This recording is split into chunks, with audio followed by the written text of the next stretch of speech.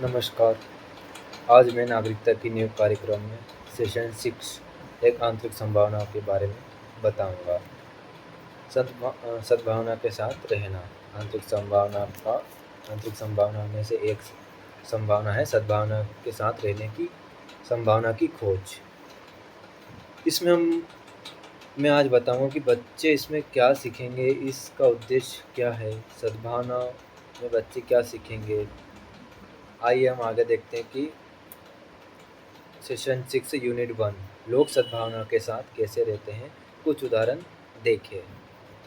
अभी हम चर्चा करेंगे, बच्चों से पूछेंगे कि अच्छा बच्चों, सद्भावना का आपने पहले नाम कभी सुना है, क्या होता है सद्भावना का मतलब।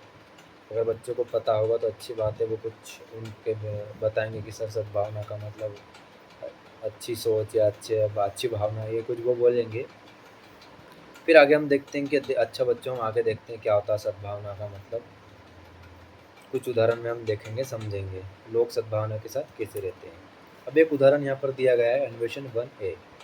यहाँ हम मिल रहे हैं मोहन से मिलिए। मोहन दूसरों की भिन्नता को स्वीकार करता हुआ सद्भावना के साथ रहता है। अब बच्चे इसमें खोज करेंगे कि हम भिन्नता को स्वीकार करके कैसे सद्भावना के साथ रह सकते हैं। इसमें वो देखेंगे अब क्या होता है सद्भावना के साथ रहना। एक उदाहरण यहाँ दिया गया है।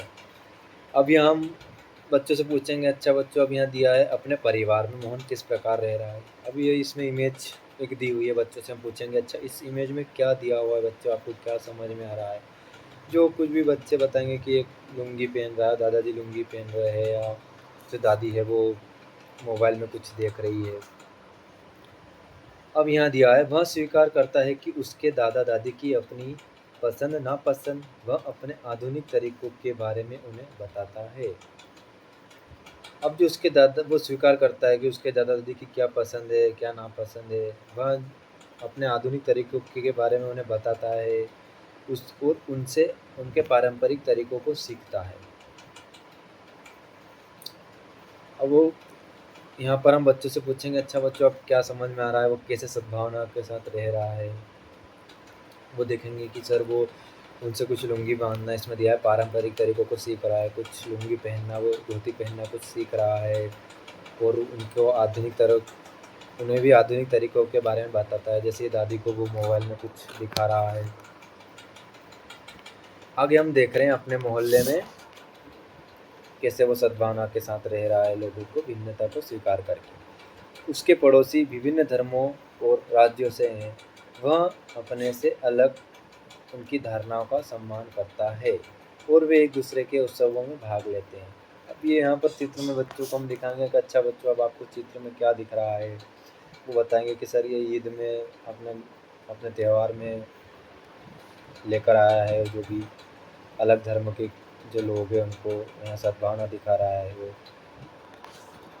और यहाँ पर वो ईद में भी वो गया है, उनके साथ वो गले मिल रहा है। यहाँ अपने गणेश चतुर्थी में भी वो आया हुआ है। यहाँ बच्चे अलग अलग देखेंगे कि अच्छा हम भी अब सद्भावना के साथ हम भी ऐसे रह सकते हैं, लोगों की भिन्नता को स्वीकार करके, लोगों में क्या अलग है। अपने कॉलेज में अब उसके कॉलेज के भिन्न मित्र भारत के विभिन्न प्रदेशों से हैं, जिनके खान पान तथा बोलियां अलग अलग हैं। उसे अपने मित्रों के साथ रहना अच्छा लगता है और उनके रीति रिवाजों को सीखने में खुशी मिलती है।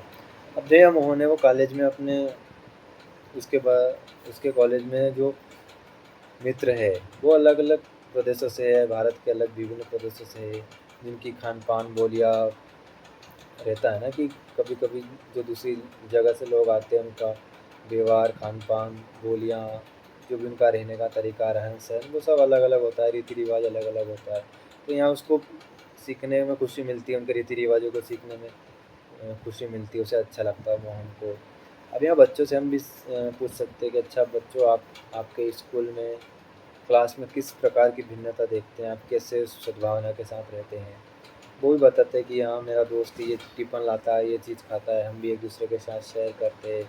हमें भी, और कोई उसका दोस्त है जो अलग धर्म से है, जाति से है, वो अलग त्यौहार बनाता है, लेकिन हम भी उसके साथ सम्मिलित होते हैं, उसके त्योहारों में जाते हैं। तो ऐसे ही यहाँ भी हम भिन्न सद्भावना के साथ रह सकते हैं। अगला अन्वेषण 1B है, मोहन की तरह मैं भी सद्भावना के साथ रह सकता हूँ, रह सकती हूँ दूसरों की भिन्नता को स्वीकार करके। अब यहाँ दिया गया है कि मैं भी मोहन की तरह रह सकता हूँ, यहाँ पर कुछ चर्चा दी गई है। अब यहाँ पर हम बच्चों से कुछ बातचीत करेंगे कि अपने परिवारों में आप अपने परिवार में के अन्य लोगों में किस तरह की भिन्नता देखते हैं, आप उसे कैसे स्वीकार करते हैं। जैसा भी मैंने पूछा कि आप आपकी क्लास में किस प्रकार की भिन्नता देखते हैं, यहाँ अपने परिवार में आप किस प्रकार की भिन्नता देखते हैं, आप कैसे स्वीकार करते हैं। कुछ उदाहरण हम बच्चों से यहाँ बातचीत करेंगे। अगला ही हम अपने मोहल्ले में किस प्रकार की भिन्नता देखते हैं, उसे हम कैसे स्वीकार करते हैं, स्किलों में कैसे भिन्नता देखते हैं, उसे कैसे हम स्वीकार करते हैं।